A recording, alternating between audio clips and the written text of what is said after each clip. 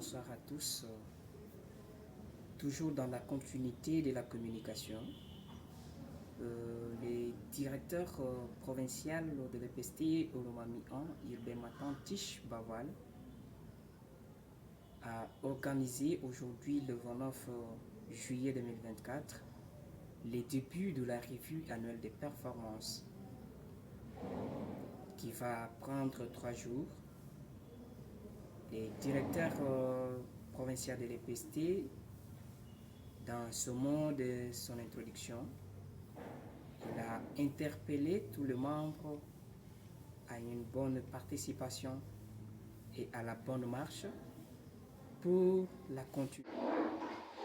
Permettez-moi de m'acquitter de mon agréable devoir, celui de rendre mes hommages les plus différents à son Excellence, Monsieur le Président de la République, chef de l'État, Félix Antoine Tshisekedi Tshilombo, pour la paix, sa vision de la qualité de l'enseignement primaire public, de sa volonté d'améliorer la qualité des apprentissages et des conditions socio-professionnelles et économiques de l'enseignant. À son Excellence, Madame Rice, Manou, nationale et de citoyenneté. Nous adhérons à ces 5 principes directeurs qui nous guident dans l'exercice quotidien de nos fonctions, à savoir 1.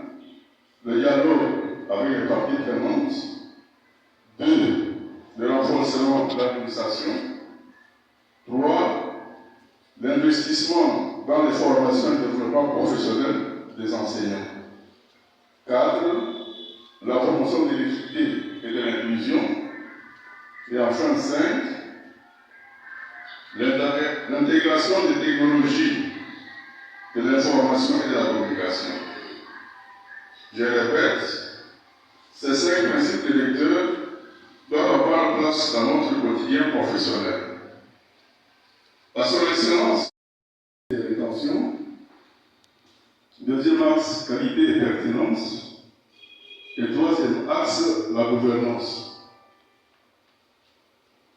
Me référant aux dispositions de l'arrêté ministériel numéro INPC, barre 4000, barre 054, barre 2022, du 29 août 2022, à son article 16, portant organisation et fonctionnement de l'année annuelle de performance sur ses assises techniques et orientées vers les résultats. On pour mission. La première mission, évaluer les performances du sous-secteur en rapport avec les travaux. 2. Mettre à jour la carte scolaire. 3. Suivre la mise à jour des réformes et d'autres défis du sous-secteur. Les réformes sont les suivantes. La mise en place de la classe préliminaire. La qualité de l'enseignement de base. Les langues nationales comme médium de l'enseignement. 4. La mise en place des dispositifs d'assurance qualité. 5. La professionnalisation de la formation des enseignants. 6. La mise en place de l'éducation de base. 7.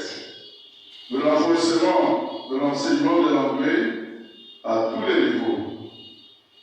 8. La réforme du système de recrutement des enseignants. 9. Le renforcement du partenariat public-privé. Et enfin 10. Le développement du système LMD. Ici, c'est pour l'enseignement supérieur et universitaire. Dans les défis rencontrés sur les axes de la stratégie sectorielle d'éducation et de la formation à différents niveaux de l'enseignement seront aussi examinés. Quatrième mission, valider la planification de l'année scolaire 2024-2025.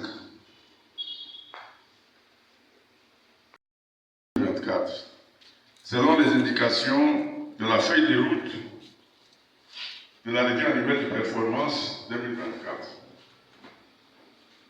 Chers participants, le moment est donc venu où nous devons porter des lunettes pour examiner avec rigueur et objectivité la réalisation ou non des activités planifiées dans le BAO et à quelle hauteur cela est exécuté.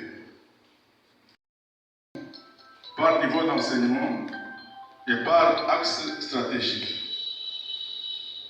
Au niveau préscolaire, pour l'axe axé, les défis sont les suivants. Le manque de caractère obligatoire d'accès à cette classe. 2. L'ignorance des parents de l'importance de la préscolarisation de leurs enfants. Et 3. Le manque d'infrastructures préscolaires propres à ces classes. Et les défis sont criants. Ainsi, je vous invite à la prise de recommandations résilientes d'être réalisables pour donner un nouveau souffle à la condition du système éducatif de notre province éducationnelle. J'ai dit et j'ai merci.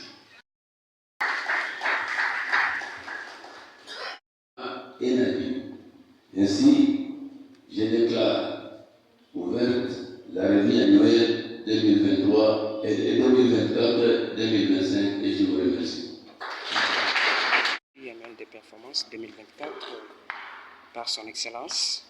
Il y a eu l'organisation des cocktails